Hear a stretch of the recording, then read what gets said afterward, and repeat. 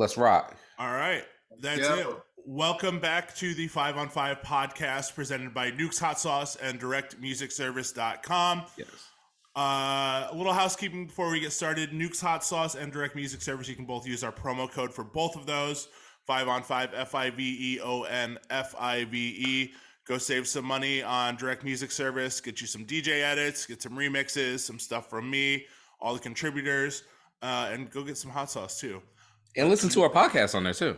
Oh yeah, and all of that, all the above. Let's get into some intros here. Oh, hold up. Yes. Hold up. When you're watching on YouTube, go ahead and hit the like, hit the subscribe, hit the bell to be notified every time we drop a video. Okay, let's rock. Perfect. Okay, some intros for you. I am one of your hosts, Phenom, coming to you live from Portland, Oregon. Down the street from me, also in Portland, Jupiter Williams. Neek will be joining us later on at some point in the podcast. Busy guy, busy and booked. Bad man get caught in Vegas, man. Yeah, bad man. Yeah, Neek is busy and booked, and everyone wants to have meetings with him now too. So hopefully we'll get our friend back. But more importantly than being busy, we have a very special guest here today. I am so stoked to have this gentleman on the podcast. Been following him for a while from the Hollertronix era, all the way up through now a pinnacle DJ in this whole open format, in this closed format, whatever the fuck we want to call it. Yeah, whatever. Let's start calling it closed format, just cause. Whatever the iteration is now. Question to have later. Yes, please. Ladies and gentlemen, friends, followers, and fans, it is with great pleasure we present to you Low Budget, Lowbeezy, Low Beat. Make some fucking noise. Boom, boom, boom, boom, boom, boom, boom, boom. Yeah, you guys. I saw you had some of the Philly homies on before. You had Cosmo on and Matt Wall. Any other Philly guys you have on? Who else? Aiden Scott. Yep. Okay. Yeah. Aiden Scott was on there. I think that's all so far. That's about it. Trey's claims Philly a bit as well. He moved. Yeah. Pennsylvania now, right? Yeah. And then everybody and their mama that knows Questlove. Yeah. So, yeah. The long scroll of people. What's that? You had Questlove on, or you just said no. No. Everybody that we've had on from Philly knows Questlove. So yeah. It's our friend Amir. It's the running joke. Oh, you mean Amir? Yeah.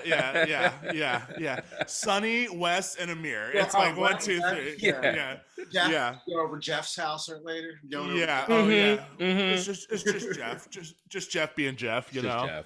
That shit always bugs me out. I'm like, I always ask people, and Mike, I don't know what your experiences are with Jazzy Jeff, but it's got to be one of those things where you just never get used to it being around such a legend like that. You know what? I haven't actually spent a lot of time around him. Oh, okay. I probably met him. I used to work at a record store, Armand, which was like the DJ record store, 2001 to 2003. Like that club banger era. So I met all the DJs then because that's where they bought records at. Yeah. But I haven't really I don't know him as well as a lot of other guys. Our paths just never really crossed that much. Sure. Yeah. It's one of those things where I feel like once you're in with Jeff, you're in with Will Smith. And then it's like the rolling, you're like, oh, this is my friend. Definitely its own scene, right? Like they just did something yesterday with Scratch Bastard on Twitch. Cosmo. Yeah, you're in, and then like that's one of those things too. Like I never claimed to be a turntablist, but maybe I would have to be if I showed up and I like, hey, it's your turn to scratch. You're like, all right, let's see what we got here. It's funny. I always say like I was never a turntablist in terms of like that was my goal. Yeah. But the fact that I was born when I was and where I was makes me like automatically like decent, you know? Yeah. Compared to like most people, you know, I can get down, but I don't battle. I never battled or anything, but it was just like everyone fucked around scratching. Right. Yeah. It's kind of like one of those things too. And I was talking to somebody last night about it. If you started DJing before 2010, you're much more well-rounded and well accepting of all genres. Oh yeah. Compared to, I want to be a specialized DJ. I only play rap or I only do this or that. Well, what's funny is I feel like when I first started DJing in the 90s, it was like that. Maybe like hip hop DJs would throw in classics at the end of the night, and they would never knew where they might go. And I know people like always like to have the discussion of like how open format's always been around. But from my perspective, when I was a teenager, you kind of could only afford to play one genre. You know, like you had to, unless you had money like that. Like I could only afford to like. I liked hip hop. I spent my money on hip hop records. I liked drum and bass. I liked house, but in terms of wanting to play that, like I had to, my hands were full just keeping up with hip hop. Sure. Because you know it's like $5, $6, $7 a record. Yeah. You're a teenager, so that was one limiting thing. I think obviously technology made open format way more easier for everyone. You know. Right. And then so I always thought of DJs like, oh, he's a house DJ, and he's a drum and bass DJ, and he's a hip hop DJ. And hip hop usually did include reggae, some dance classics. You're gonna play like you know late 70s, early 80s, stuff like that. Yeah. And then you might throw in like a house set, 4 or 5 song house set. So I guess it was open format in that sense, but I feel like open format really came to be bigger in the early 2000s when like technology allowed it. And I think it was just the wave. I always say like from my age, we came up in this time where there were separated scenes. There was the rave scene, there was the hip hop scene, there was like the hipster, the blooming hipster scene. It wasn't called that yet. It was like indie, you know. And there was a party called Making Time. This guy Dave P, he still does it during like the 25th anniversary this summer or something like that. But and they would play like Blur and like Brit pop along with old like New Order and The Cure, like that whole vibe. And then they booked like the Strokes before anyone heard of them, Block Party. So we would go to that party, and then we would go to like a Cosmo and Rich Medina party. Yeah. And then we would go to like a rave with like Diesel Boy playing drum and bass. So for me, I feel like my age was kind of like, we were kind of this new group of people that like kind of just were part of every scene. Right. And so that kind of translated into our DJing eventually. But even me, when I started out, I was mostly playing hip hop. Mostly hip hop. Yeah. And then I saw, you know, Cosmo and Rich would do their party, and they would end the night and they would be playing like Roy Ayers and shit like that. You know? Sure. That's cool. I never thought of that. And then my boy Ralph, Major Taylor, I saw him DJ, and he was playing like Cameo and Led Zeppelin. And I guess like I might have just not been up on the fact that a lot of DJs were doing this. Maybe I was so in my hip hop world, but they really opened my eyes, because I was like, I kind of rather be playing this than a lot of the hip hop. I was like a backpacker, you know. Right. Like a lot of us were. Yeah. And I was like, wow, this is way more fun. So when I saw them do that, I was like, yeah, this is what I want to do. Outside of the necessity of the records costing a good amount and the accessibility of getting the records, you kind of had to have that desire and that need to dig deeper into the music too, right? Like it was kind of taxing to expect somebody to get into Blur if they were only in a hip hop lane and stuff like that. Right. Where you're like, I'm not going to spend money on this. I don't know what the fuck this is. Like, that's its own thing. Yeah. And I think now with Spotify, and I definitely want to hear your opinion on this. I was thinking last night that even though we have access to more music, people are more specific and more sheltered in their listening. Yeah. And I say this, when I was a kid and I wanted to tape a song off the radio, because that was our original like streaming service, or download was something. So, and I wanted to hear like Run DMC. In order for me to do that, I had to hear Prince, Madonna, Michael Jackson, Shaka Khan. You know, I remember hearing these songs specifically while I wanted to just hear Run DMC. Right. But because I don't have this algorithm feeding me my taste, I'm forced to listen to all this other stuff. Yeah. And that doesn't exist. And now, if I'm a kid, I want to hear Travis Scott. Yeah. And I put on and then it feeds me with other stuff that sounds like Travis Scott. Right. Yeah. And at no point am I directed off this path, because honestly, to this day, I listen to Prince and Madonna way more than I listen to Run DMC as an adult. You know, no disrespect, but like that's some of my favorite music of all time. You know, and may I have not had that experience if I got to just have what I want right away. Sure. And I think that's what you're talking about, right? Yeah, like people can just get their shit streamlined to them now, and then the algorithm just cranks it up and goes deeper and deeper. Yeah, and I definitely think along those lines too. When the artist takes 2 years to put the album out, and it's digested in 30 seconds on Twitter, and it's like this is shit, or this is great, or whatever, and then we move on. Right. We've talked about this multiple times on the podcast. It's not a sustainable mindset at all. You know, like you can't expect art to just be in your lap. After it takes somebody 2 years, to come up with these thoughts, these ideas, these emotions, whatever, to record them, to put them on paper, even the quickest album. As opposed to having to save up money to buy an album, and you only have so much money to spend. So whatever you buy, you're listening to that for I remember that day. They talk about it a lot. And historically, the day the Wu-Tang 36 Chambers and Tribe Midnight Marauders came out, I remember I was 16 being in the record store, and I remember being like, I don't know what to get. I was such a big Tribe fan, and but I was like, man, this Wu-Tang shit is hot right now. And I ended up going with Wu-Tang, and then a friend bought the Tribe, and I copied it off him, and that's how I listened to it. But that's what it was. It wasn't just everything at once, and then it's even personally, I can't remember the last time I repeatedly listened to an album and kept coming back to it. And that just might be my relationship with music has changed now. Maybe I'm more just go back to something from the 90s, but I check everything out and I like it. I listen to albums and I'm like, I like this, but I just don't find myself going back to it that much. And as a listener and a DJ, your initial thought is this would work, this would not work. You're looking at it differently too. I hate that. I totally hate that.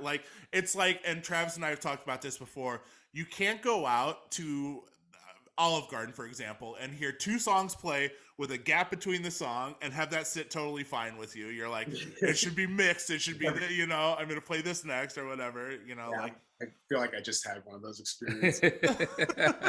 It's absolutely brutal. And that DJ mindset, Travis, you can attest to this. Even when we're just hanging out, listening to maybe checking out a new DJ or whatever, your knee-jerk reaction is to be critical on what you're hearing. Mm-hmm. I would have done it differently. Nah. Yeah. And it was okay, but I wouldn't have played that song. Yeah. I hate that. Travis, I still have a hard time trying to get out of that mindset and just enjoy what's being presented to me. Yeah. I actually don't get to do it a lot because I'm in that too. Working too with DJing, you'll know DJs for years and you'll be like, yo, I haven't seen you spin in 10 years, man. Working the same nights. It's funny. It's we actually become the least consuming of other DJs. Right.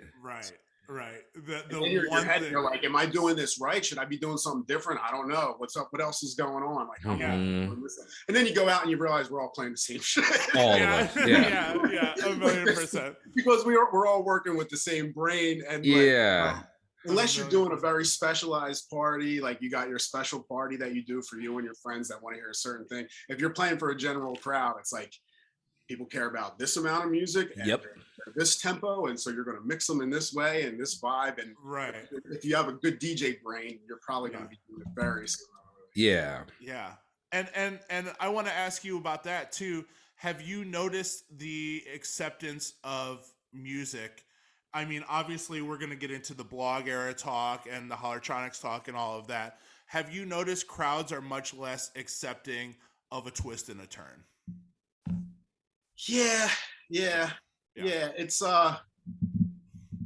I just said this the other day. I actually had this girl come up. She wanted to hear disco.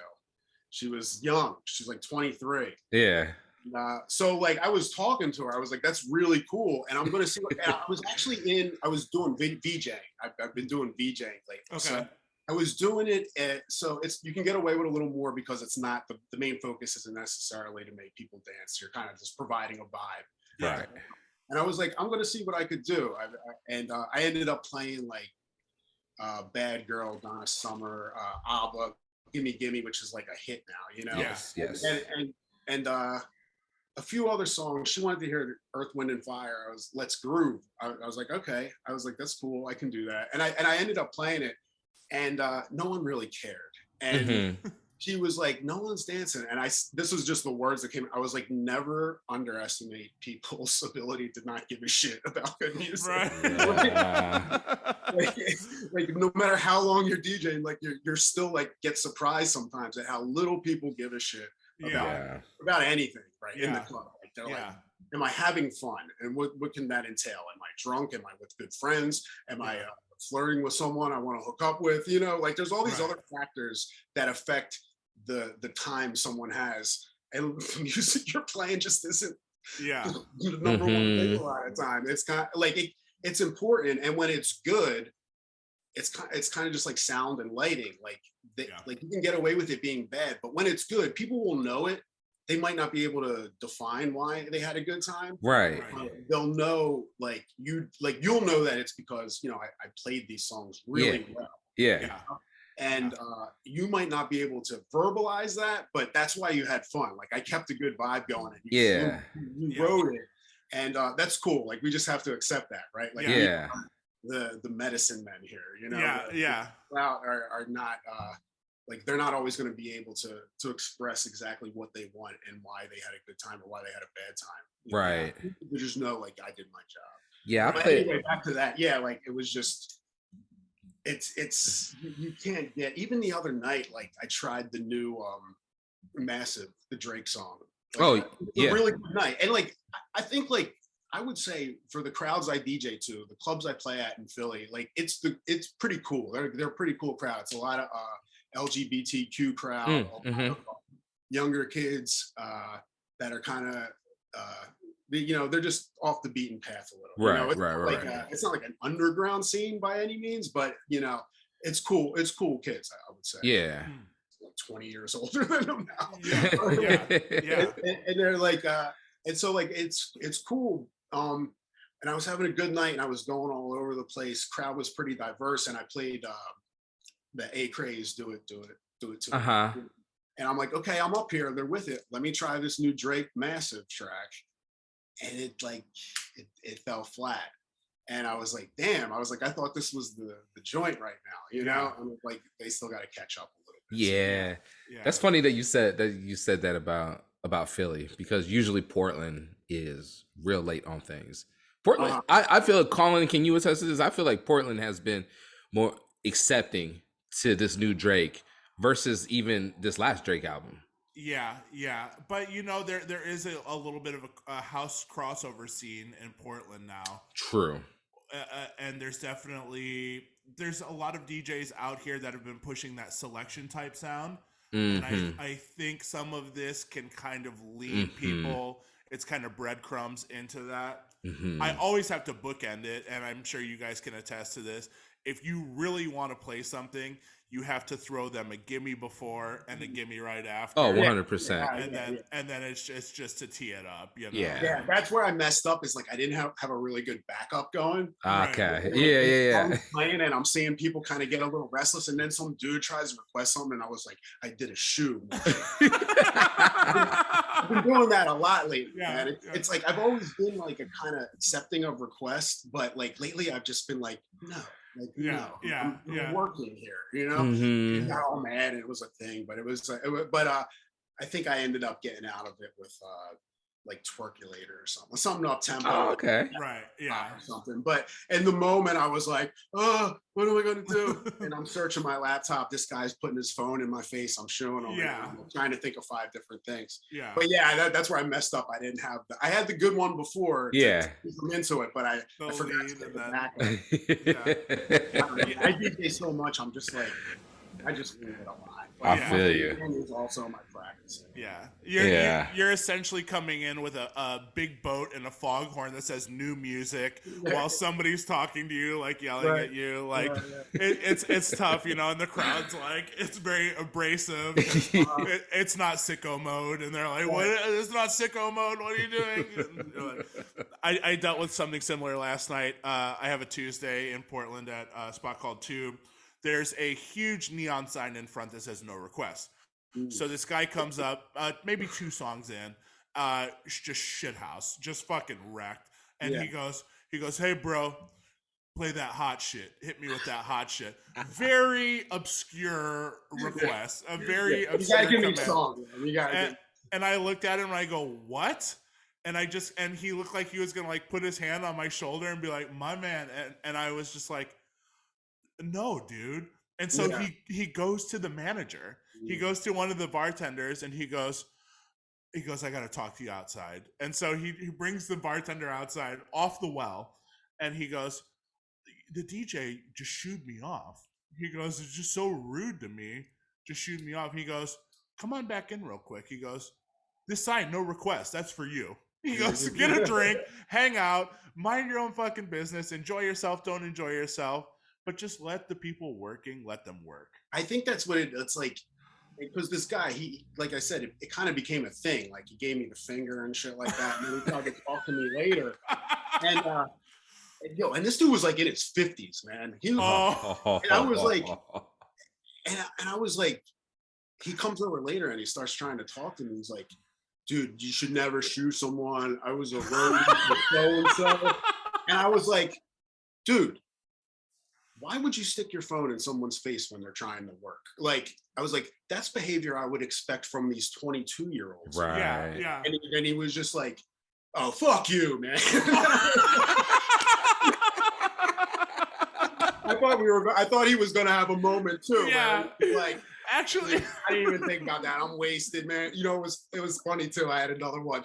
I was doing like a big room, the dance floor, and this kid's holding his phone up or something, and I'm like, I see it, you know, and he's got it holding up, and I'm like, I see it, and then he holds up his phone again, and he's like, sorry, I'm fucked up. Then I started laughing. I was like, that's cool, that's funny, I like that. I'll allow it. God, yeah, the 50-year-old that throws me for a curve, because it's like, dude, like 20 years ago, you didn't even have this fucking phone, so get out of here. Like, I'm almost dying to know what was on the phone now. You know, like, I wish I just saw like what that was. yeah. God, unbelievable. Oh, that's so funny. I feel like the manners and just common courtesy of talking to another human being goes out the window when you know that person's playing you music. You're like, this guy's playing me music. Fuck him. He's the bottom of the barrel of a human being. And it's just like, there's definitely some that doesn't translate to people that were busy, right? Like, it's fun. I remember one time, like I was texting someone while I was DJing, and a girl came up and she was like, "Oh, I'm sorry, I'll let you finish texting." Like she recognized that as being preoccupied with something. But if I had my headphones on and I'm got my hand on the pitch and the other hand on the mixer, like that looks like I'm just like jerking off or something. And I see so many people huffing and puffing whenever I'm in the middle of a mix. How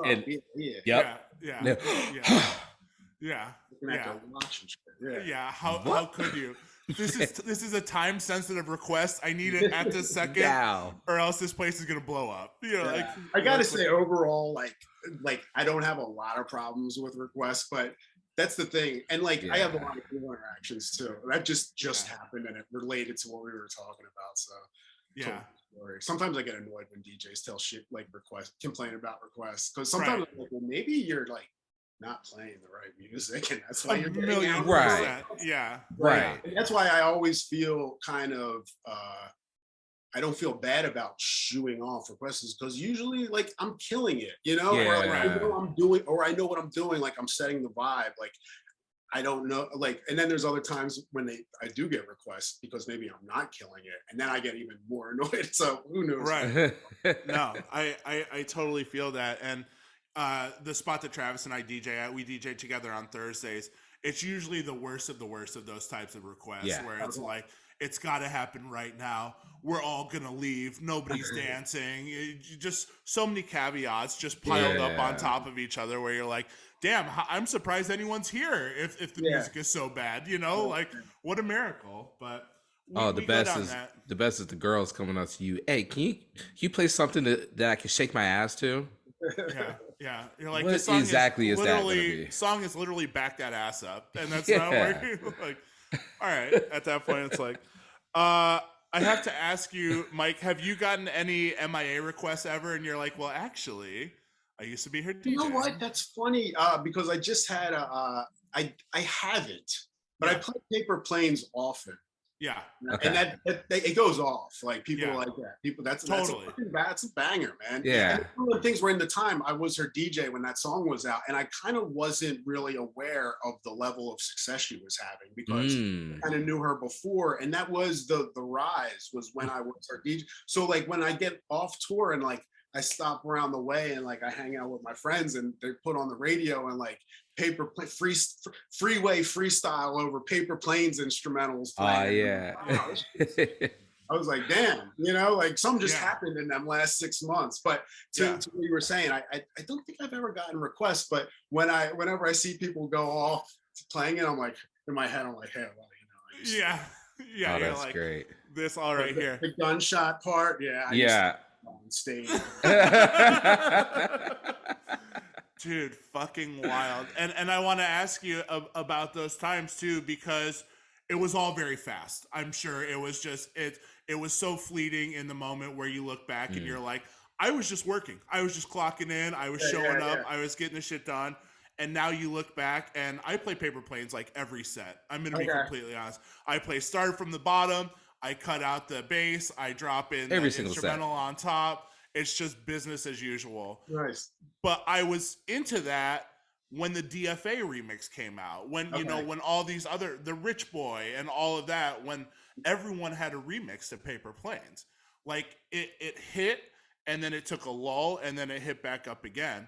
Yeah. I wanted to talk to you about what it was like DJing at that time, because I was cutting my teeth at that time in that era, still doing a lot of bedroom DJing, not necessarily like club DJing, but living vicariously through you guys. Right. And also to add on to what Colin was saying, I was deep into club promoting at the time in Portland. Portland was completely different. It was like almost on the level of like San Diego. Definitely like a MIA after party in Portland when she played there. Dope vibes, right? Yeah. So this was around my formative years of DJing too. So yes, I would love to hear about this. Yeah. So around that time, it was kind of crazy whirlwind shit. Like because me and Diplo had been doing Hollertronix. And that whole vibe, that whole scene was picking up, and it was starting. I would say it was starting to transfer into that what would be the EDM phase. And I was actually pretty I was kind of a mess at the time. Like I'm sober now, but I was drinking and drugging a lot at the time, so I kind of didn't get to appreciate it maybe on the level that I would have had I not been in that position. But I think a lot of it, I'm like, maybe one of the reasons I was doing that was because I was burnt out, you know, like getting on a plane. Every time you work, you're getting on a plane, you know, and then like we all know how flying is. It's like, oh my God. And then you're by yourself the whole time. So not to put a damper on it, but it wasn't this magical time for me, you know. Right. It was I was burnt out. I was a little lost at what was going on. Sounds were becoming way more electric, and I was like, this is cool, but I don't know if it's exactly what I want to be doing. And then, but the tour was cool. It was an amazing experience as far as just like playing for all these people. Yeah. And I was working a lot. I was doing very well career-wise, you know, doing the tour, and then I would do the after party.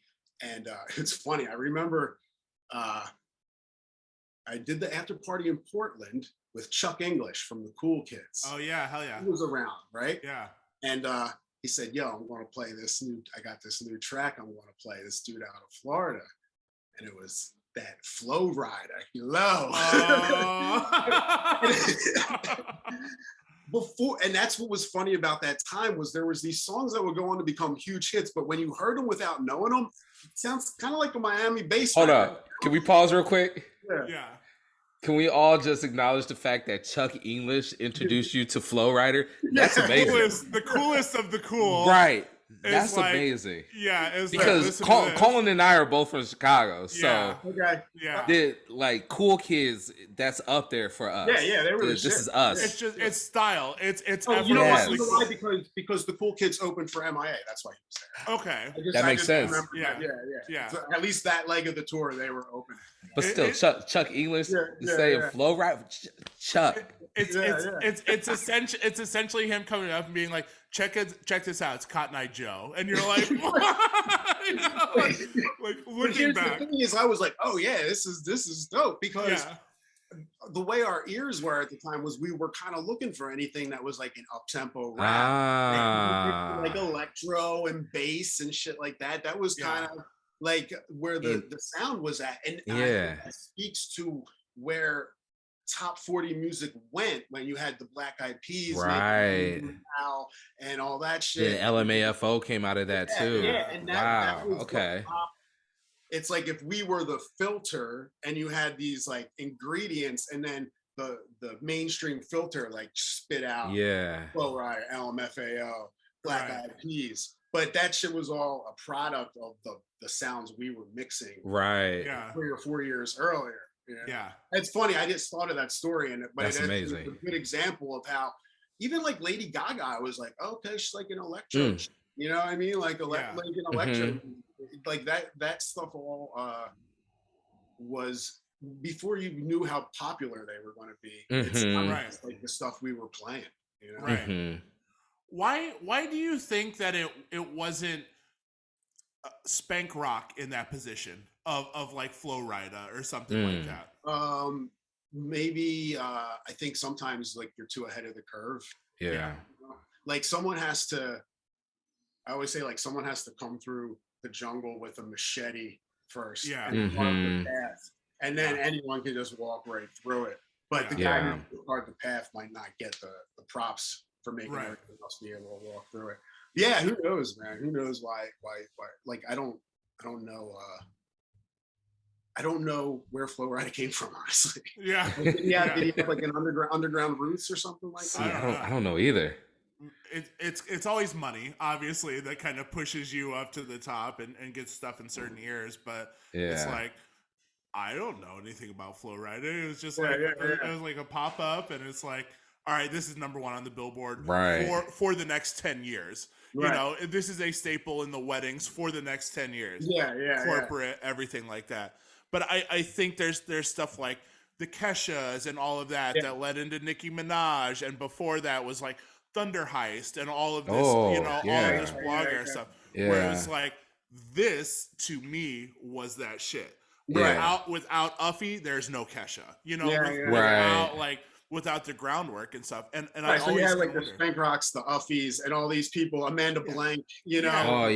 Talk about like, dude, she was like the ratchet white girl rapper, all this shit, you know, and it was, I just think they were a little too early, you know, or they, you know, that's just how art works sometimes. The creative people who are first to it don't always get to be the biggest at it.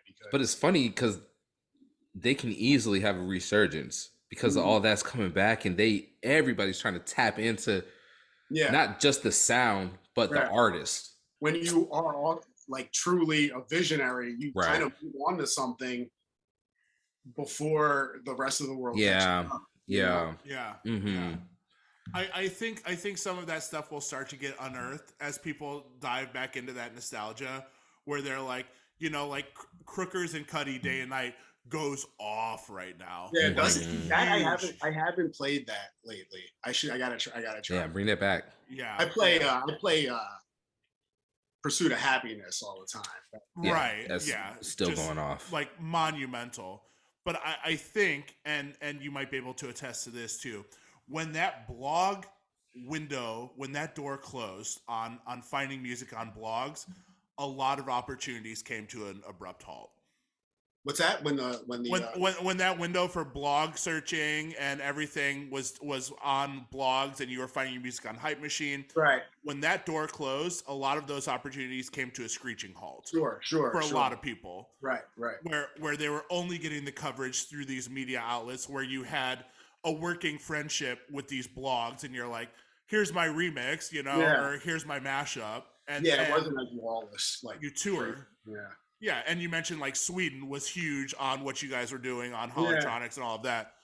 Those relationships, those friendships were only sustainable through the blog era, it seemed like. It wouldn't just be like now where you're like, oh, how'd you find this music? You're like on a record pool or whatever. It's like, well, I talk about that a lot. I feel like the reason why we were able to do a lot of what we do, again, going back to like the guy who went to the rave, to the indie rock party, to the hip hop party, like we were just born at a good time. Like the internet had not become what it is yet. Social media hadn't become what it is. It was on the rise. Like I remember, like if you were on MySpace, during this time is when MySpace blew up. But the first couple years on MySpace, it was like if you were on there, that by default, you were someone that was kind of up on cool shit. So when you posted something, it was like a natural target audience, And the same thing with the blogs and the internet as a whole. It was like before your aunt was on there posting like conspiracy memes. Right. These people weren't on the internet yet. Like the very nature of being online meant that you were a little more up on things than the average person. And so because you were online, you were just being online meant you were targeting the right people, and it wasn't getting lost in the shuffle of like the whole planet's on there now. Right. And I think that was one of the things that helped us out a lot with message boards, with social media at the time, is it just hadn't become what it was now. So like you were saying, you didn't have to filter through all these tough getting through the blogs and having these relationships. Just being there let you get exposed to the right people, and it weren't like saturated and shit. Yeah, 1,000,000%. And I want to kind of dive into that story. I know you've told this story of the genesis of the Hollerboard 1,000,000 times over. Mm-hmm. We would be at an absolute loss if you didn't kind of fill our listeners in. There are some young listeners that have just missed that whole era completely. Right. How did this start? So me and Diplo met around 2002. He was graduating from Temple. I was just new to like becoming a working DJ. Like I was hanging out with Cosmo a lot, and he co-signed me. He was one of my first big co-signers, and so he was like, yeah, this dude's good, So I would tag along with him, and I was getting gigs like residencies. I just graduated college, and I took the leap, quit the day job. I was like, I'm going to be a DJ, and things came to me pretty quickly because I feel like I had put in this time in the scene already, and so many older people helped me. And I met Diplo around this time, and he kind of knew all of us too. And we would talk, and we found out that we liked, Dirty South hip hop, which was on the rise. And he too was one of these guys that would go to all these different parties. So we'd hear like a DFA remix, like LCD Sound System was popping. We found out like that, and we found out we had these weird interests. So we were like, let's do a party together. Hollertronix was what it was, and it was a huge success in Philly. It was like the party. Everyone came out, like, and it was that collection that I talked about earlier. It was the ravers, the indie rock kids, the hip hop heads, everyone. Because that was like the precursor to Mad Decent Block Party, right? Yeah. Okay. Mad Decent was probably like 2007, so this was like 2003. Okay. And so one of this guy, Shane McCauley, he actually did that book with Diplo, 128 BPMs. It's called. It's like he's a photographer, but he was a photographer for Fader at the time. He lived in Philly, and he came out and he told Fader, and he was like, "Yo, there's this party going on in Philly. It's so crazy. You should do a story on it." And they came down, they wrote about it, and from there, the press is always looking for something new and exciting. So it really took off from there. And at the same time in Philly, we were on these message boards. And part of the success of Hollertronix was these local message boards. They were like graffiti writers would start them. Like they would just start a message board. It was called Trackstar Records, an indie label out of Philly. I don't even know anything about it, but I just knew all the kids would be on there, and it was a message board. And then that closed up, and they started another one called American Stilo and Grizzlebees. These were all, it was like pirate radio. Like one would shut down and they would start another one. And it would just be like scene talk, a lot of graffiti beef, like, yo, I heard one went over my shit or something, like, you know what I mean? And it was like, it was a lot of that shit. And then a lot of like, yo, I went to this party last night and this happened. And people would also be on there and they would be like, yo, I went to this party last night, and people would go and be like, I was at Hollertronix, this happened, that happened. So that was like almost one of the first instances of social media word of mouth. Sure. You know, people not only would talk, you know, in real life, but they were going online and talking about their experiences at this party. So the message board was a huge promotional tool for our Hollertronix. So once Hollertronix started getting its name and we had our own website, we were like, let's start our own message board, since we, you know, they're so endearing. They have such a special place in our heart because they were such a big part of our early social life and the success of the party. So we started having the Hollertronix message board, and with our rise in popularity, the message board grew. And it was mainly because we had a section where we would all just post our edits and remixes. It was kind of like SoundCloud before SoundCloud. You know, you could go on there and anything I would post, anything Diplo would post, and any member would just post, yo, I edited this, I made this mashup, I have this new song. And people would just kind of go on there because it kind of became the hub of where to find this new music. Yeah.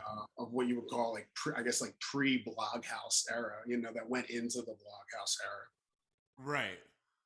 It's the genesis of everything we know. Yeah. People don't realize that. Yeah.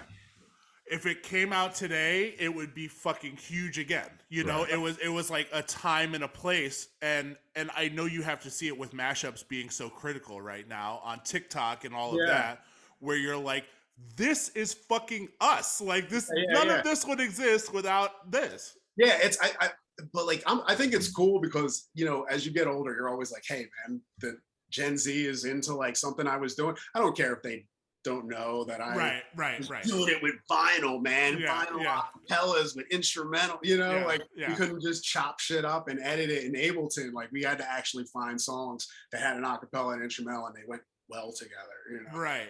That's the thing too, is like the original Hollertronix shit was all vinyl. Serato came out kind of like a year or two after we were doing it, which is another thing why I think it was a little more paid attention to, because now if you were to hear maybe our early mixtapes, you'd be like, okay, this is cool, it's a little weird, but to know that it was, at the time, it was all vinyl is kind of, you know, like I remember like our first show in New York, I remember like I did that Missy and the Clash mashup where, you know, and then halfway through I dropped the Clash out and I bring in Debbie Deb.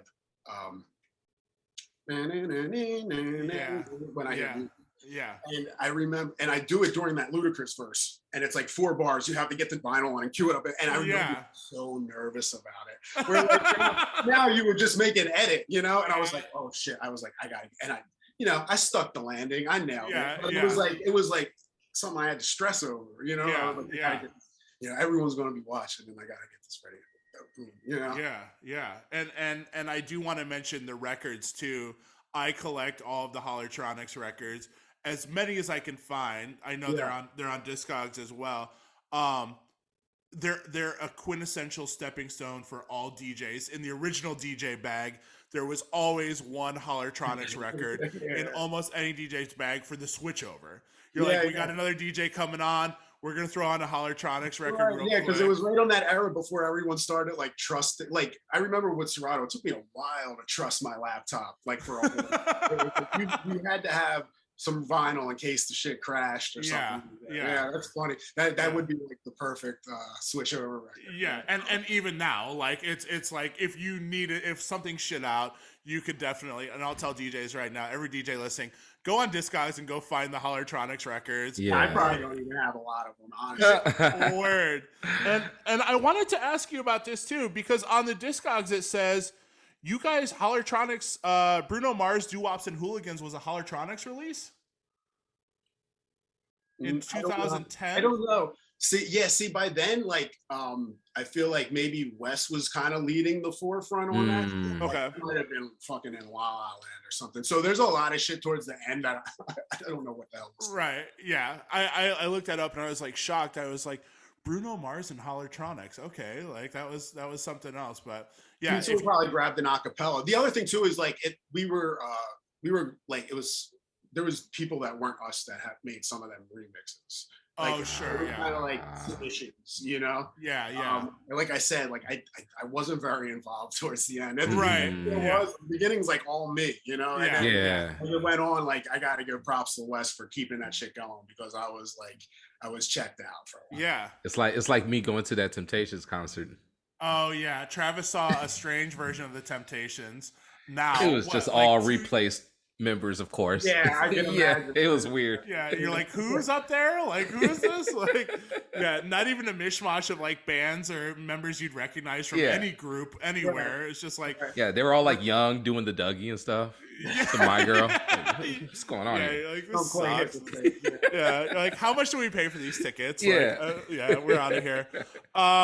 So you met Diplo at Silk City, obviously, and that kind of led to the genesis of you guys starting the Hollertronix parties. That was your 25th birthday, right? When the Hollertronix parties started. Yeah. That was the first one. Was my 25th birthday.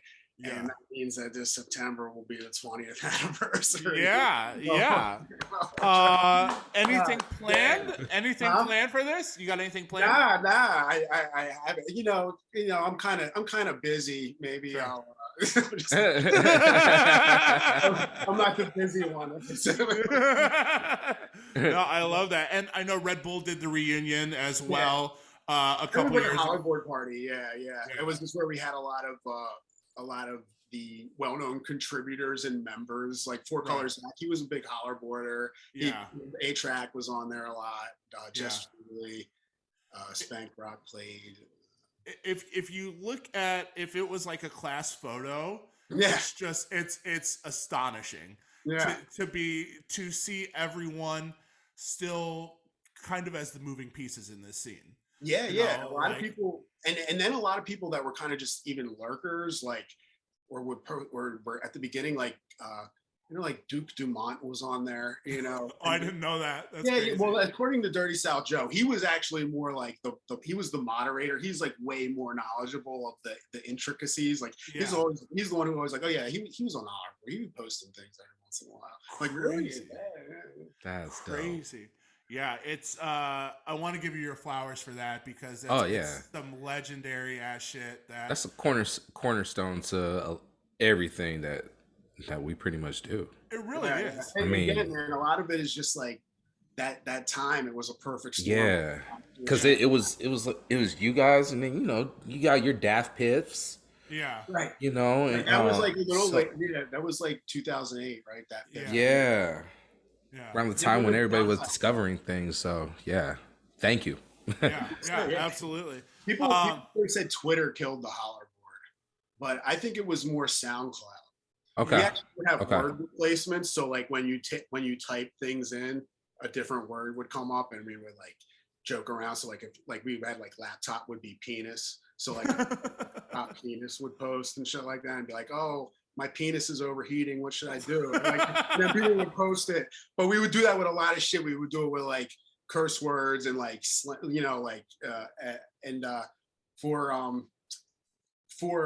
then them later years, if someone typed Twitter, it would Hollerboard Killer would come up. That was I was over on Hollerboard Killer and so was talking this.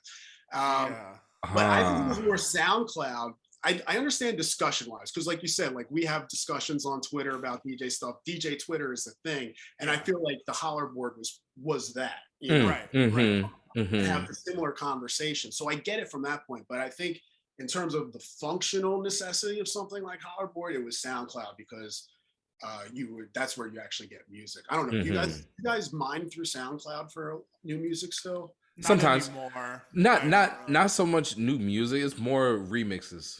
Right. Yeah. I actually forget to a lot. I feel like SoundCloud was hot, and then when they did all that cracking down on copyright, it turned so many people off. Like everyone was just like, "Fuck you, man." And but I think like we had the air horn section, which was where you would post new music. I think that slowed that down because people just would go over to SoundCloud. It was way easier. You could upload it, you could download it, you can reshare it, and but it's almost like they still don't want DJs to do their job.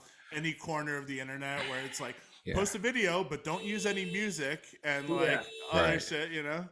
And it's tough. It's really tough because even all the crackdowns still on SoundCloud for the longest time. It was like we can't even put a mashup on. I can't give you. It's eased up now though, hasn't it? Has it eased up? I haven't posted anything in a while. It's still tough. I think it's still a little tough. Yeah. Okay. It's still very tough. SoundCloud took off one of the mixes that I did during the pandemic. They just took it off like a month ago. They're like copyright infringement, and it's been on since the pandemic. So and they just caught up to it like recently. So it's like they might not get you right away, but eventually they're little. Like, eventually they'll get you. They'll get you. Yeah. It's weird. I had one mix taken down, and it was like this.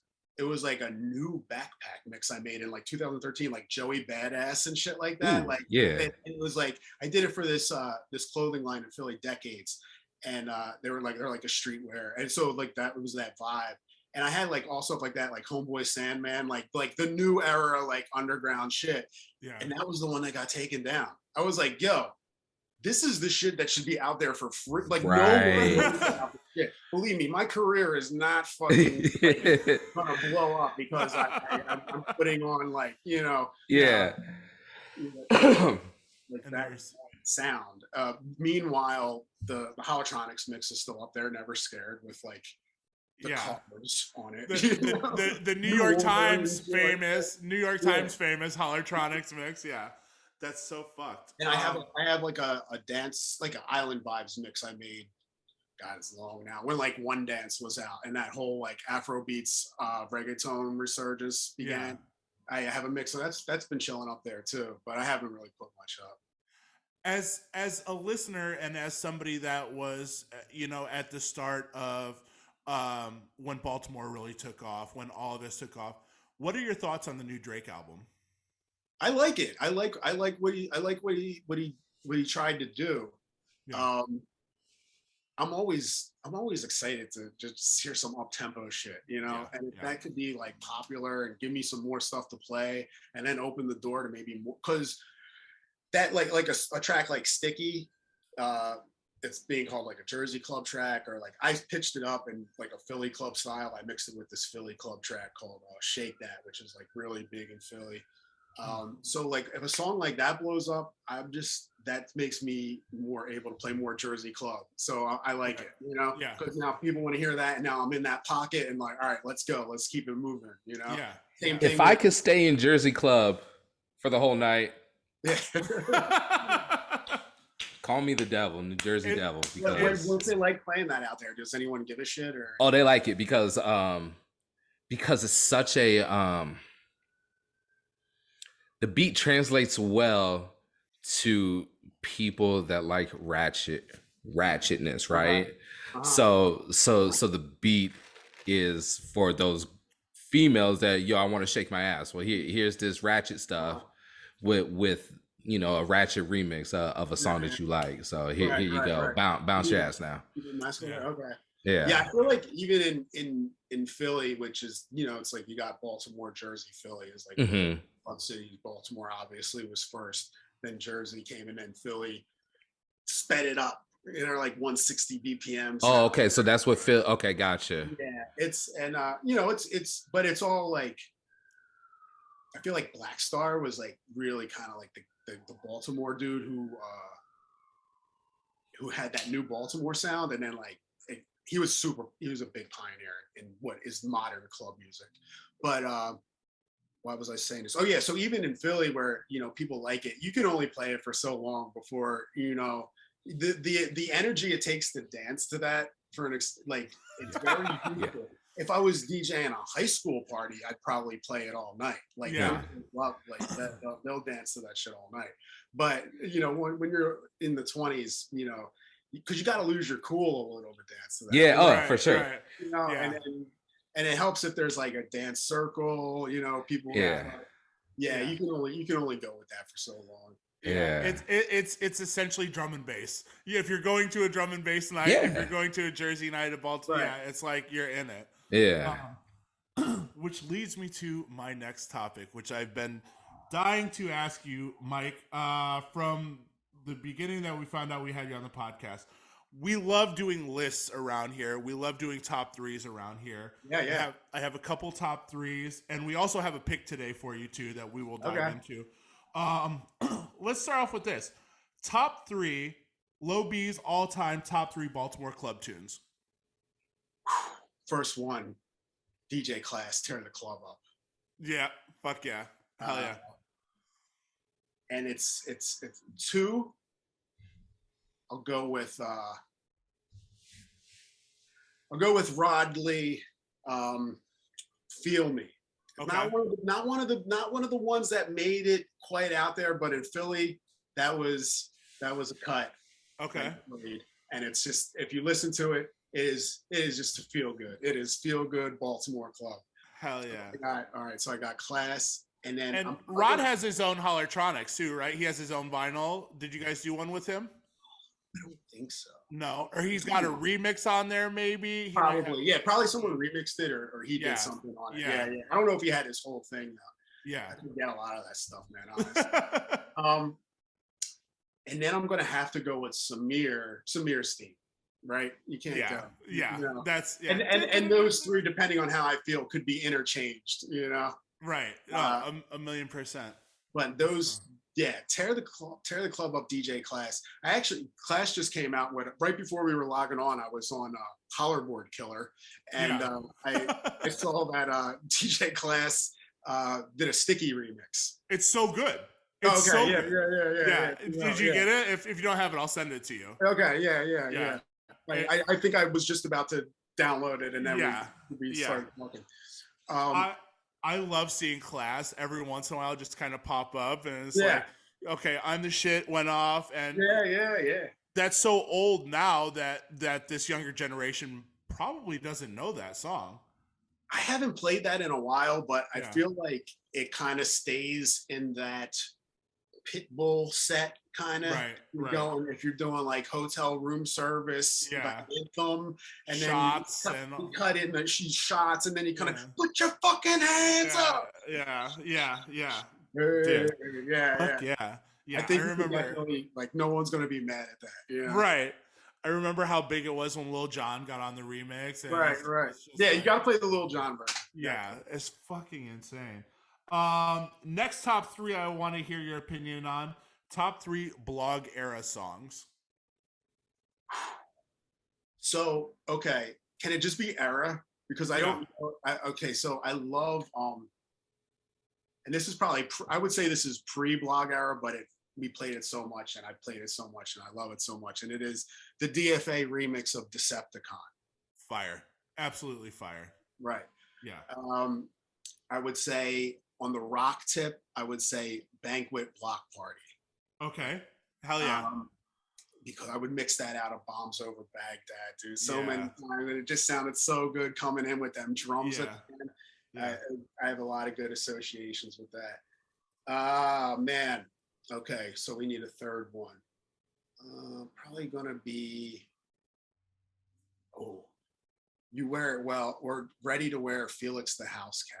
Oh, fuck yeah. Hell yeah. So again, these are all probably a little more before the Blog House, where you're thinking maybe more like a Claxons remix of something. Right, yeah. But if I'm going to like, where I always say, because that book came out, Never Be Alone. Yeah. Yeah. So like when I posted about that, I was like, honestly, like my favorite era was like the couple years before the Bloghouse era. Right you know, before. like I was, like I said, for personal reasons, for me, for where music was at as well, like that shit just holds like a really special place in my heart. And I think I made a Spotify playlist with stuff like that, like Fisher Spooner. Oh yeah, like Emerge and all that. Yeah. Like all that stuff that was like leading up to it. It was like, that was like good shit, man. And you're starting to hear those sounds again. Yeah. You know, it's crazy how cyclical all of this blog era, all of these noises are. You're starting to see them come up in songs and stuff like that. And it's like, I think, and correct me if I'm wrong, I think there's going to be a huge blog resurgence, man. Like from like all of actual blogs, like, or even that sound, the sound, you know, like that gritty, you know, uncompressed, like Mastercraft and all that shit like that. Yeah.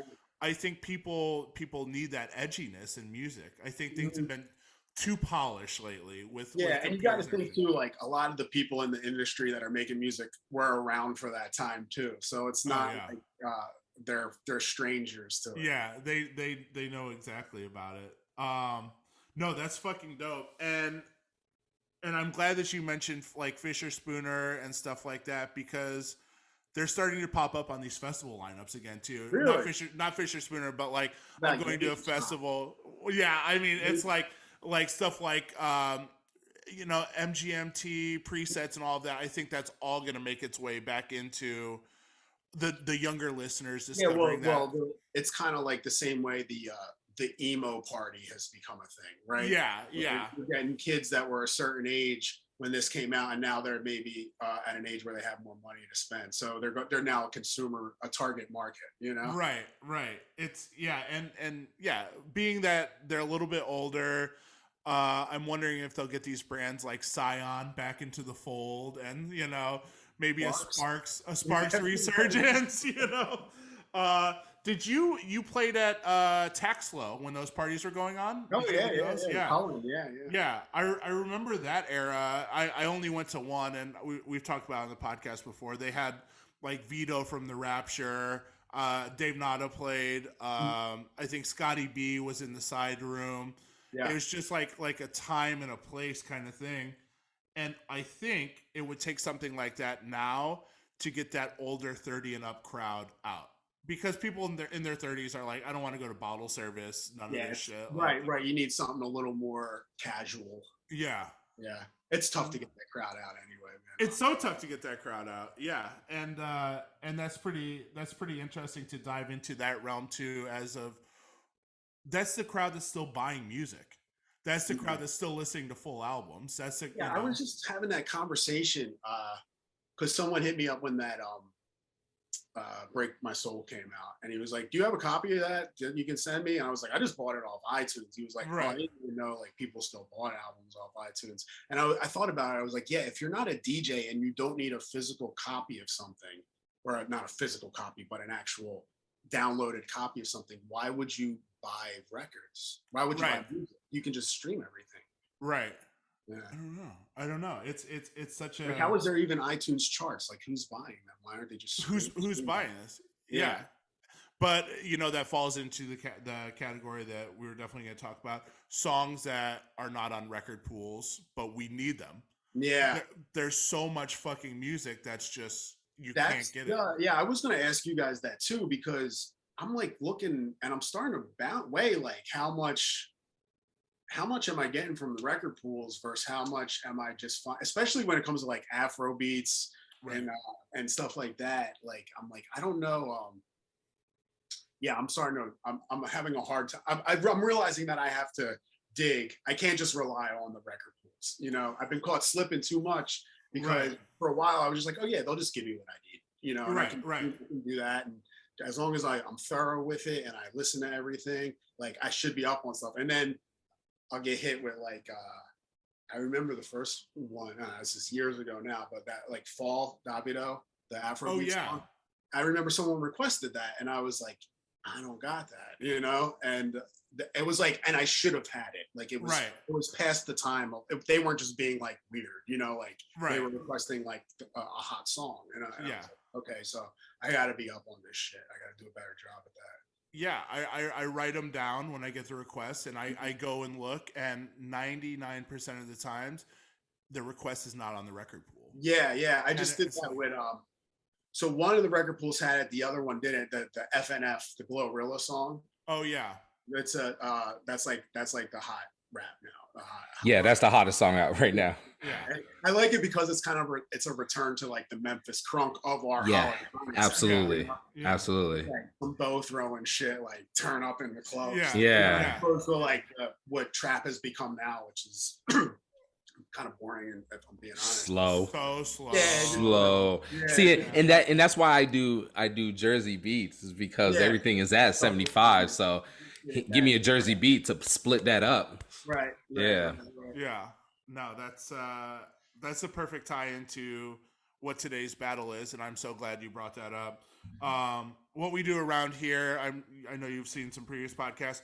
We compare two artists head to head, their top 5 songs on Spotify as ranked most popular. Okay.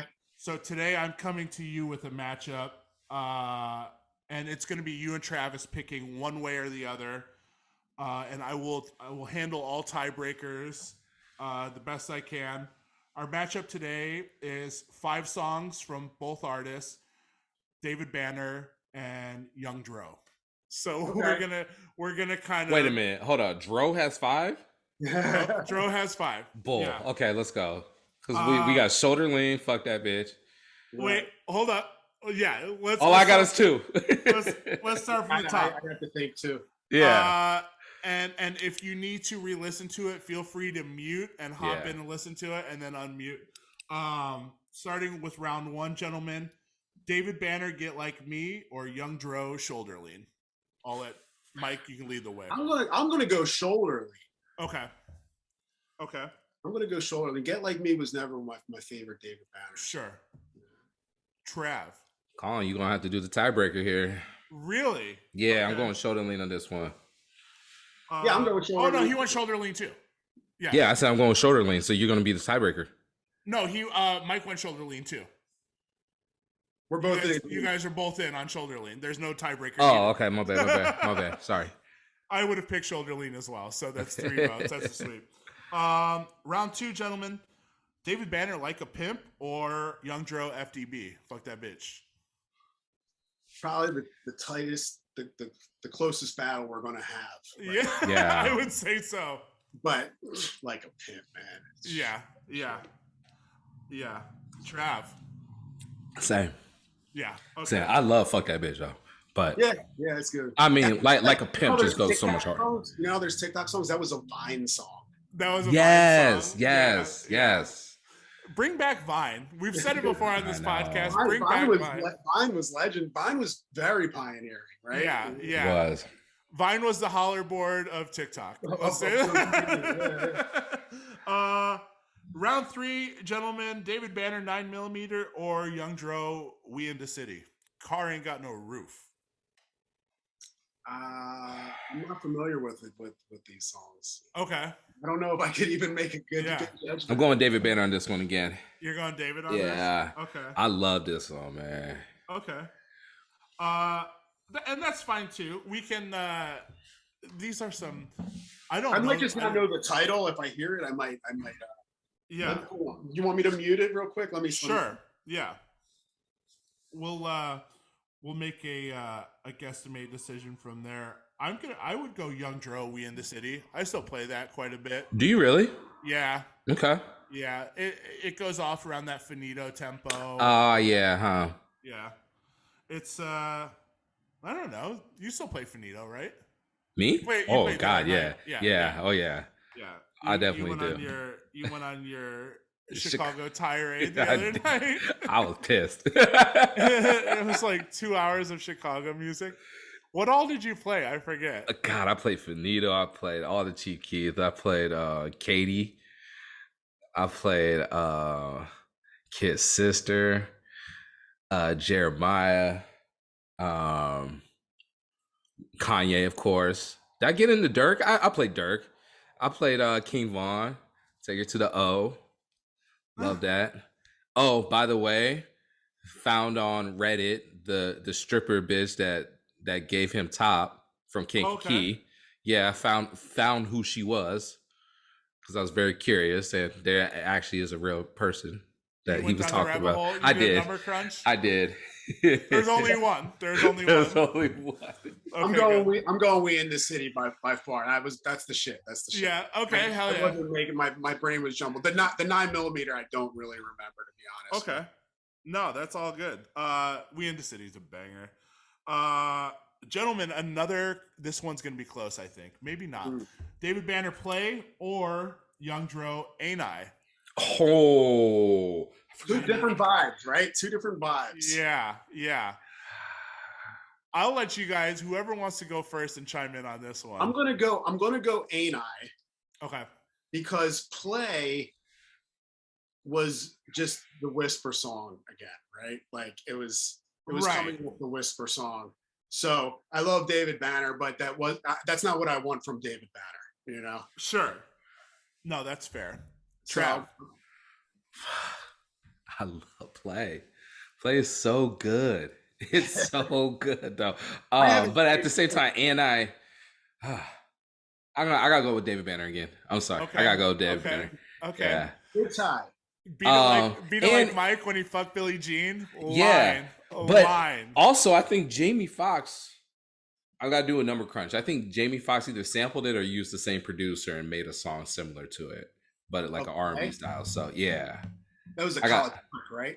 College Park. Yeah. So it was. So it was Warm Bed. Yes, Warm Bed by Jamie Foxx. Sounds very, very similar to Play. Does it? I've never heard that song actually. I don't think. I just remember how when Jamie Foxx dropped that song Unpredictable. Yeah. Epic intro, and then it's just kind of a turd of a song. I remember that song. Awesome sample, you're like leading in, and I expected something like Saigon, where like when Saigon came out and had that banger with Just Blaze, you want like some epic song. It's just like it's a chill Jamie Foxx song in the club, and it's like, all right. Yeah, if you guys pause and listen to Warm Bed, it has the same elements. It is a College Park song too. Yeah. Yeah.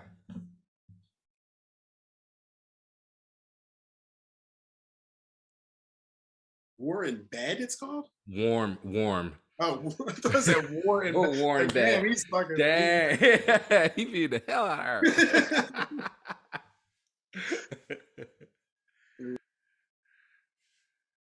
That's funky. Yeah. It's got like a little damn funk kind of stepping out kind of vibe. We're stepping out. Yeah.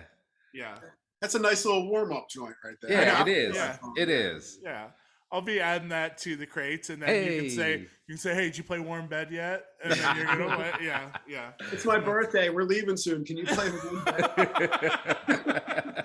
God, it's gonna be a TikTok song and all that shit now. Damn it, Travis. I'm sorry. Gentlemen, round 5 is looking good. Okay, let's go. I'm surprised to say it. David Banner, Cadillacs on 22s, which people forget about, or Young Dro, Rubber Band Banks, boy oy yoing.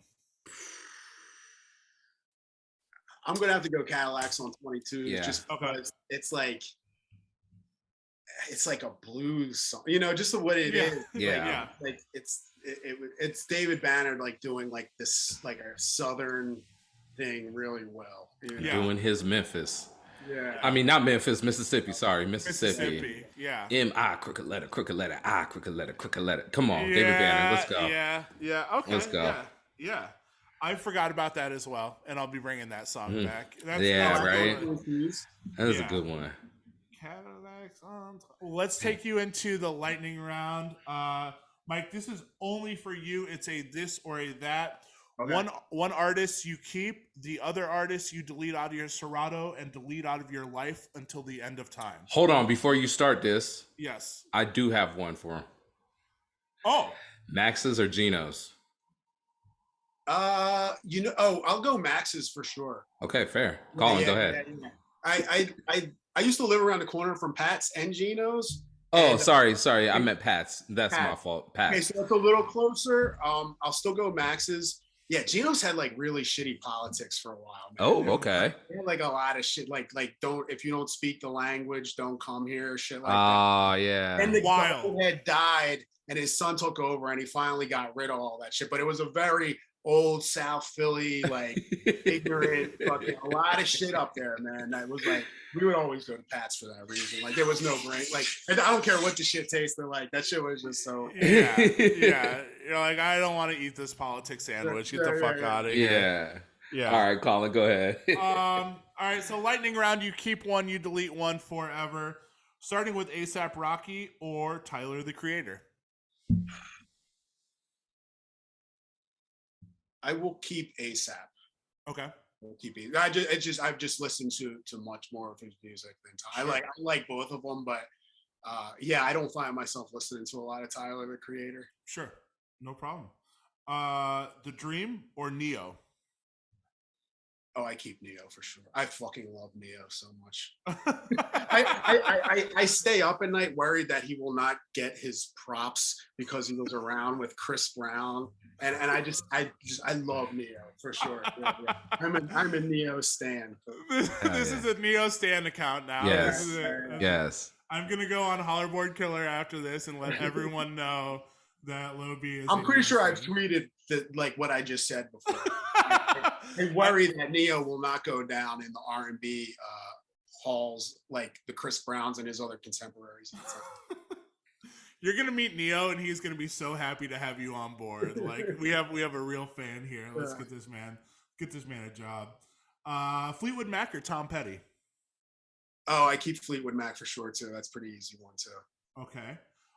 Diddy or JD? We're doing production, right? All encompassing. Okay, so anything they touch. Yeah. I gotta keep Diddy, man. You got Biggie. Okay. Yeah. Okay. Armand Van Helden or Fatboy Slim? Oh, Armand. Okay. Yeah. We got a lot of classics.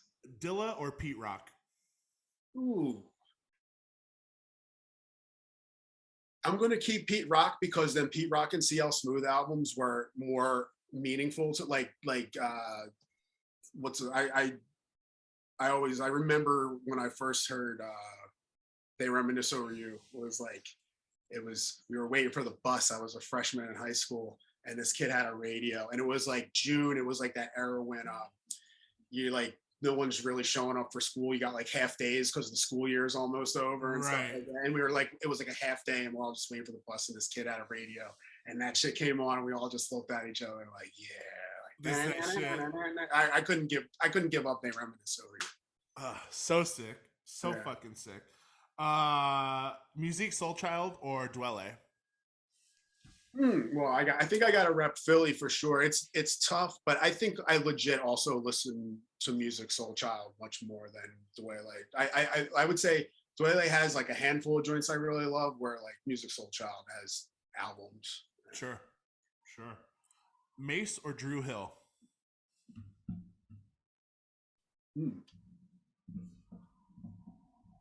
I think just because of the number of, oh man, I don't know. I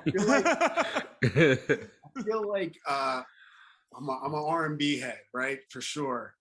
I think I'm gonna go Drew Hill because I feel like the songs I like from them, they feed my soul a little more. Mace might have more songs that I actually listen to and like, but I feel like the handful of Drew Hill songs are gonna make me like belt out some shit. Hell yeah. Lauryn Hill or Shaka Khan? Ooh. Man, this is not fair. I hate having to say no to either. I'll go Shaka Khan, man. Right. I'm such a 70s and 80s like R&B classics head. Yeah. That, like it's gonna be hard for me to vote someone from the 90s over them, you know. Okay. All right. BBD or Guy? Belle Biv DeVoe or Guy?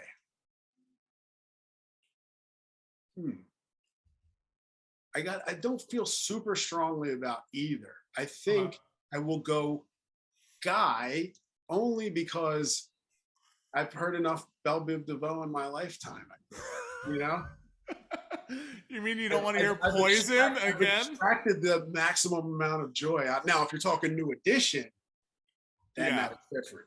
Yeah, that's totally different. New Edition over a lot of shit. But if we're just doing Belle Biv DeVoe, I'm going to go with Guy. Is Poison one of those songs for you that you're just exhausted of hearing it? Like it? Yeah, I honestly don't really play it anymore. No, I feel like that era, that not even era, but that set, Belle Biv DeVoe, This Is How We Do It, Be Faithful, like the older classic party set. I don't really feel like I need to play that a lot. I don't feel like it works that well, honestly. That's fair. Yeah. It's tough. Like it's if I was doing a block party, yeah, but like right in a club with like kids in their early 20s, they really yeah.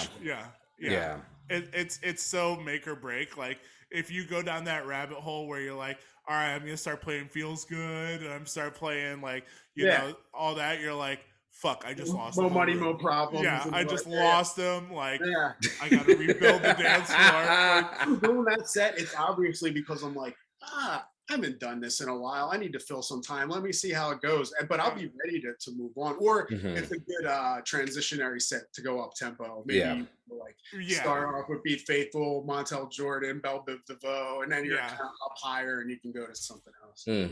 We talk about this all the time, but that 107 to 117, the Forbidden Tempo, scary shit, man. Forbidden Tempo, that's a good way to put it. It really is. That's what we called it on me and Joe's show. We would call it the Forbidden Tempo because it's such a great tempo, and there was a time when you had some shit. You had like 1-2-step, Promiscuous Girl, Hollaback Girl. Yeah, a lot of that Timberland 2008 production was there. Yeah. And you could stay there for a while, and it was a nice transition up into 120, you know? Yeah. And then it just kind of like fell off the earth. Yeah. In terms of popular songs, you know. Well, Beyonce seems to be bringing it back with her new song. Right. Yeah. So we got one. So far, we got one. My soul, I played it at 120, mixing it with another. Yeah. Oh, yeah. That's not true. I came out of Hollaback Girl with it the first time I played it. But, okay. Yeah. You know, these new Amapiano, those songs are all in that forbidden tempo. They're a little slower. Slower. I don't play a lot of that stuff. I know a lot of guys that do, but I'm not very I'm starting to just download it just to have it. But definitely I would slide that in a lot of my sets. Yeah. It is difficult to tough. Do that. It's tough to not come off as washed and do it. Because I'll get into that realm and I'll be like, all right, cool. You guys are getting Prince Kiss. You're getting Hall & Oates. I can't go for that. You won't know any of these fucking songs or give a fuck about this because it's not on TikTok. It's like right. The only one I can think of off the top of my head that would just nail it every time is Chance the Rapper All Night. Oh yeah, yep. Where you're like for new, to me like 1-2-step is like a go-to. Oh, 1-2-step for sure. Like I could just drop it cold. Sometimes like I'll use that as my transition up tempo. Like I'll just like echo out and drop that shit cold, and it's all right, now we're like up high. I'm right there with you. I'm that into. But there's not a lot of shit that goes with it. Like I'm like, this song's killing it, and like depending on the crowd, I'll play Hollaback Girl, Promiscuous Girl. But like I Love You is in there. That's 115. Yep. And then We Be Burning, and I always go We Be Burning into Kulo, and then we're safe. We're on it. We're on the cruising at the altitude of 120.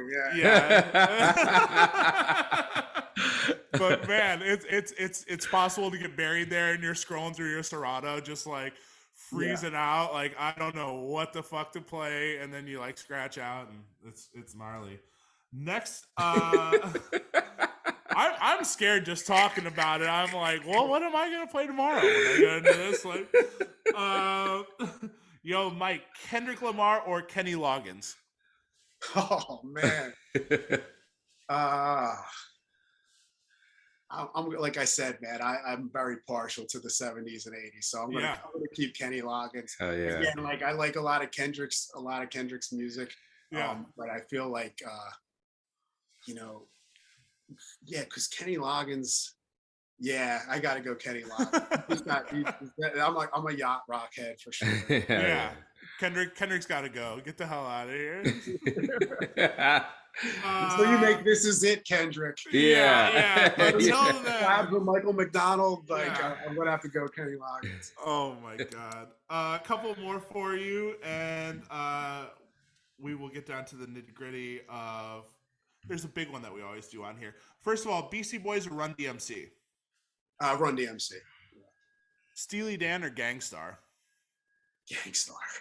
Okay, the 70s didn't survive that one. Yeah, Gangstar's like Daily Operations, one of my top albums of all time. Amongst their other albums I love, but like Daily Operations, one of them albums that I'll just like go back to, and it'll be like a ceremony. Like I'll put that shit on and listen to it. And like it transport me back to like being 15 years old or whatever.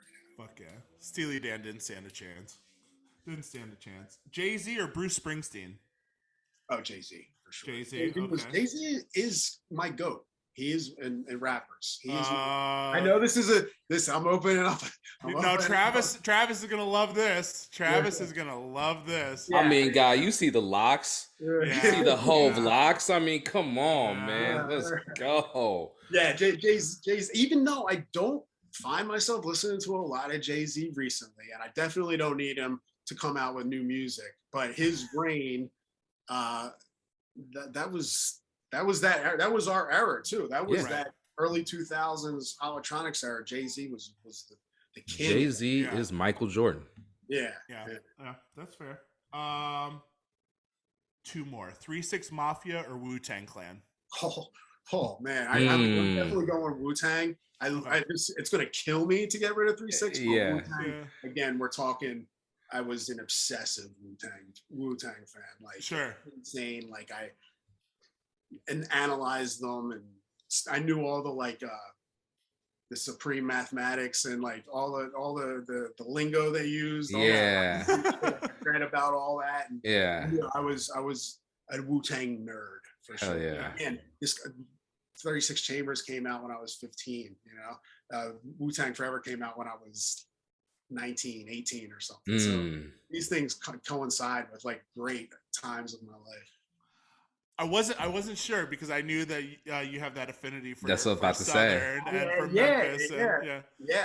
But and I was just going back and we were talking about the return of Memphis Crunk, and I was listening to like a lot of old 3-6 lately. But yeah, I mean Wu-Tang's just Wu-Tang. Yeah. It's not nice. I don't like that. That's fair. There's two spicy ones, and then we will wrap it up and send you on your way, sir. Prince or Michael Jackson? I'm going to go Prince again. It's killing me. I do as much as like you think Michael Jackson has played, and or you might can not see the joy being sucked out of his face. For like sure. Watch this on YouTube. It started off as a happy interview. It's not even like the bangers that we as DJs know Michael as. It's like I remember like driving and I put like the old head radio station on, and like Man in the Mirror came on. Yeah. And I was like parking. And I was like, I have to stay in my car. And I'm like, make that change, like belting it out. And I'm just like, oh. But that being said, Prince is, again, you're talking like, if the Prince is like, Prince, Wu-Tang, you're talking like, I could probably live off them alone. You know? Okay. Yeah. Okay. So like, it's, you're picking these like iconic figures in my musical life. You know? Right. It's tough. It's a fucking toss-up. You might not like this one either. We always end the lightning round with this question. Outkast or Hall & Oates? Ooh. Yeah, I hate it.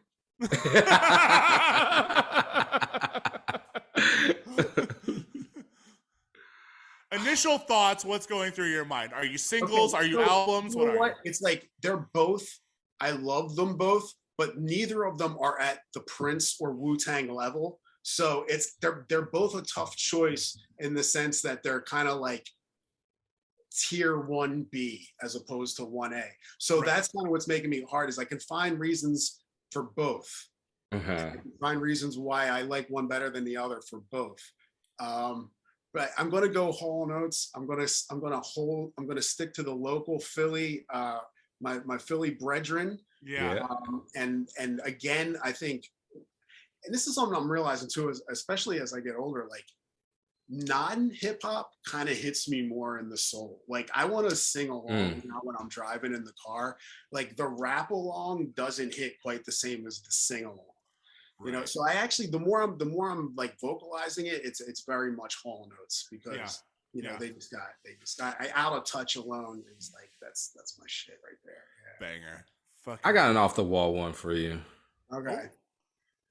Erykah Badu or Jill Scott?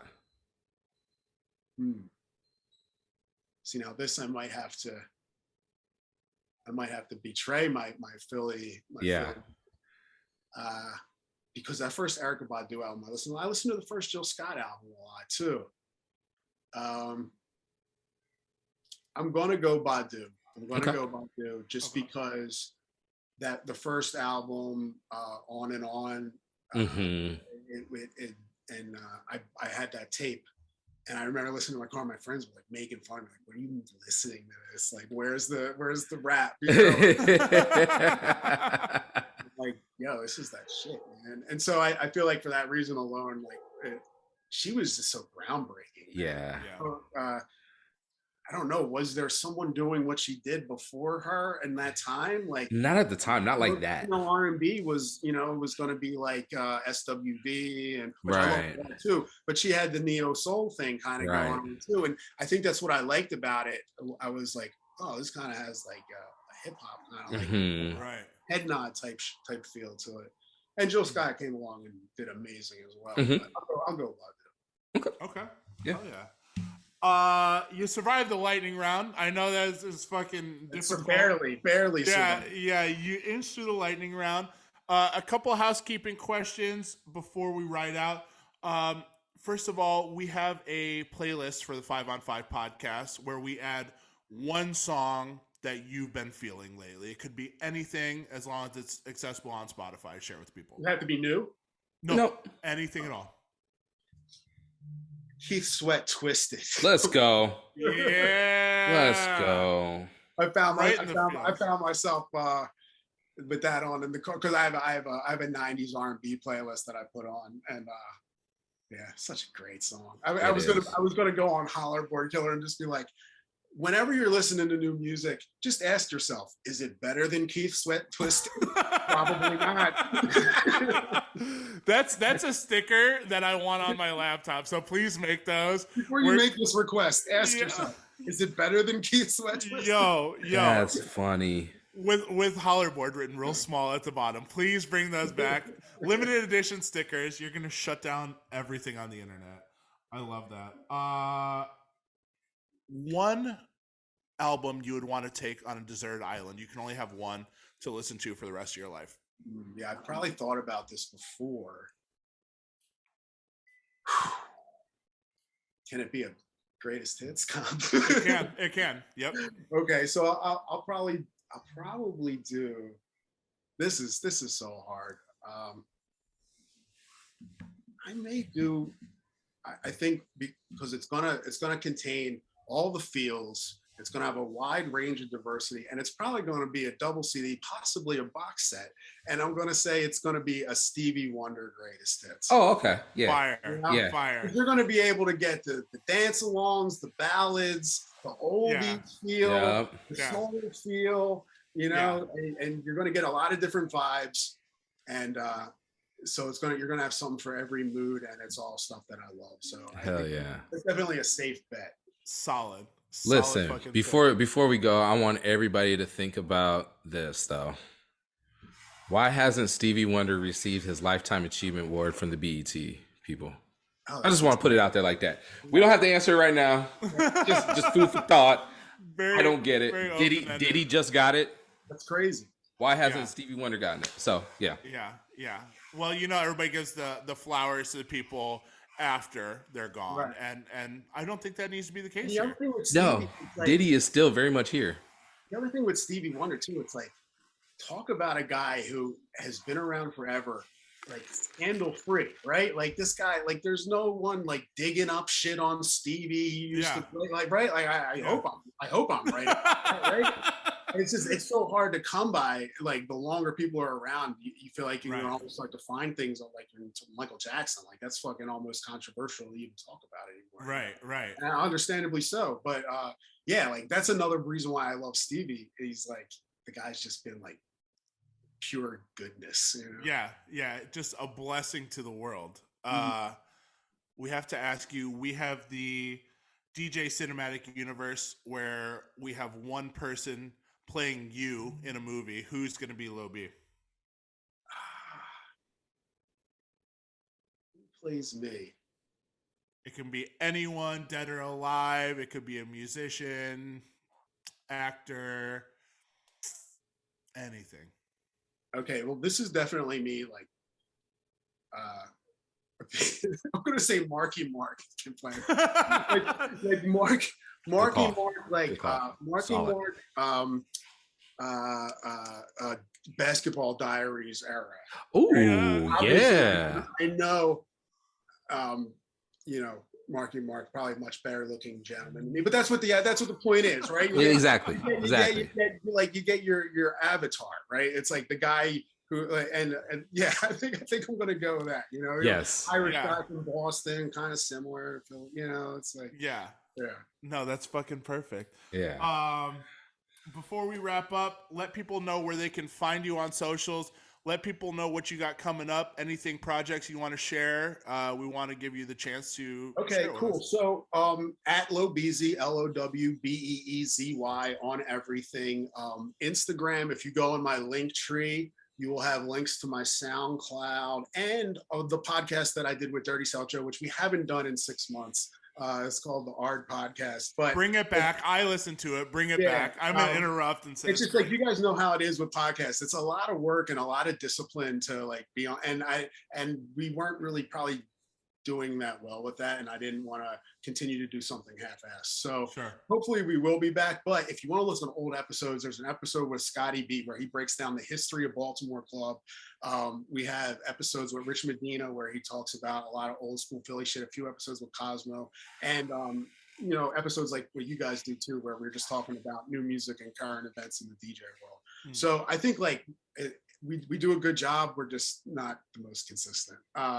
So you can go back and listen to that. And like I said, my SoundCloud's on there. And hopefully, I'll probably start finishing some edits and remixes and stuff. I'm not very good with that. I DJ a lot.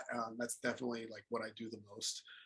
So if you're ever in Philly, hit me up and I'll definitely be DJing somewhere. Hell yeah. I want to say thank you. It's been an absolute honor, a fucking honor to have you on the podcast and talk about all of this. I want to make sure you get your flowers, man, because absolutely, like we've said time and time again, you are a cornerstone in what we do personally. Travis and I know Neek couldn't join us today, but he will absolutely agree as well. And so many DJs now that you see around the world doing the thing. Is credited to you, to Diplo, to Hollerboard era, to Hollertronix, to all of that. Yeah. Thank you, sir.